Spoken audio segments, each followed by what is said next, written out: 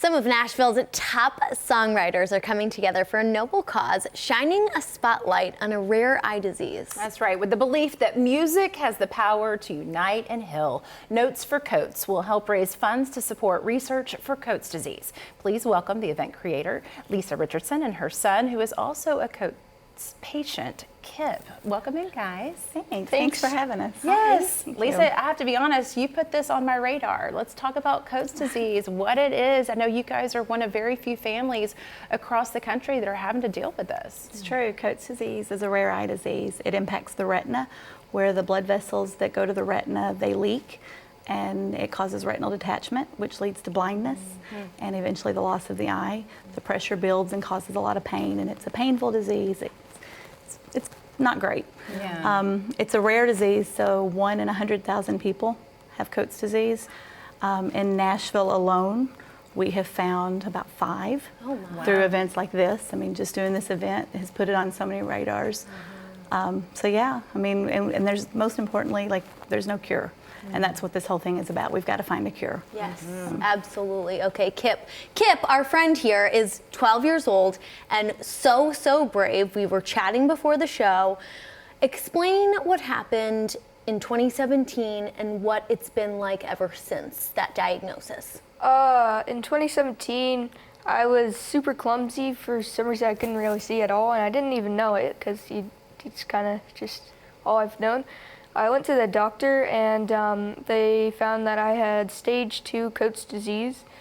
And then I went up to Nashville and saw Dr. Recchia, and I had to get surgery in my right eye. Wow, that had to be. You're living a normal life, man, right? That's pretty cool. Yeah, you can't even tell. That had to be a scary time for you, though, especially at such a young age. And I know, Lisa, that's why you started Notes for Coats, and he was actually part of the first event. I think we have a picture of him in a Predator shirt that we might show you in a little bit. Yeah. Here's some pictures from the event now. Tell us what we can expect at this event. So the event is, we have Combustion Music supplies us with songwriters. And so the songwriters get together and they tell stories. They write, you know, they share their songs and what led them to believe. There's Dr. Recchia from Tennessee Retina, that's our specialist. Awesome. And then there's Kip in his jersey. Yeah, so, pretty cool. That was our first ever Notes for Coats. Yeah, it was a good one, yeah. So they get together. I mean, we've had all kinds of great people. It's really fun. It's making lemonade out of lemons. Yes. It's an unfortunate situation, but we try to have fun with it. So this year we have Ben Williams, we have Jacob Hackworth, we have Justin Ebach, and we have Evie.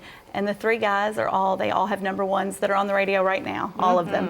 And then Evie, her debut album is going to be released soon, and so we're really excited to have her too.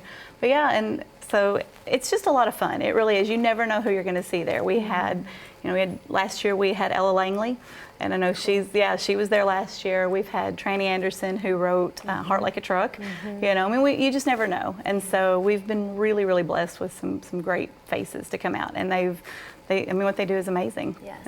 Well, hey, what Kip is doing is amazing. I got to ask you, you say it's this rare disease. What's a miracle is that you found the 4 or 5 people that you can really bond and create community with. Kip, what do you tell those other people? What do you guys talk about when you guys interact? We generally talk about like how Coats disease has affected our lives and how surgery and stuff like that goes on, and who they see for doctors. Okay. Do you have any advice for maybe people who were recently diagnosed? No, I don't think so. Just hang in there. Yeah. Yeah, well, we were talking earlier, Kip, about how this journey's not over for you. Obviously, you said there's not a cure yet.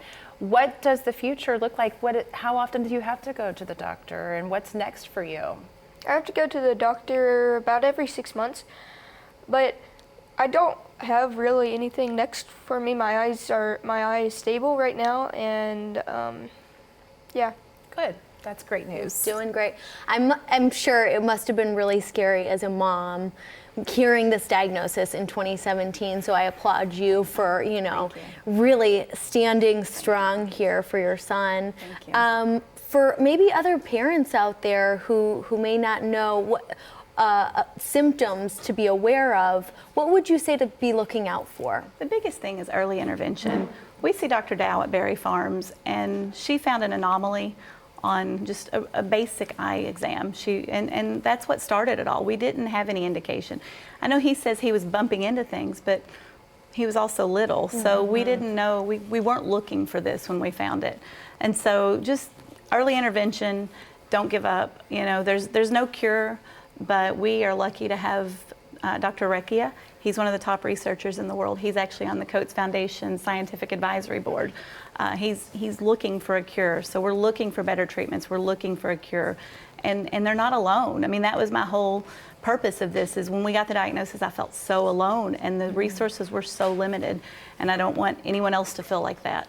And so just to know they're not alone. We are here, and we're small but mighty. You know, there's only a handful of us, but we care deeply about each other. We are cheering you on. Yes. Go Kip! Yes. Thank you, guys. And I know this will be a great event. They even have a Jelly Roll guitar live auction there. So make sure you get your tickets for next Wednesday's show at the late great Speakeasy in the Virgin Hotel, and learn more about Coats disease at curecoats.org.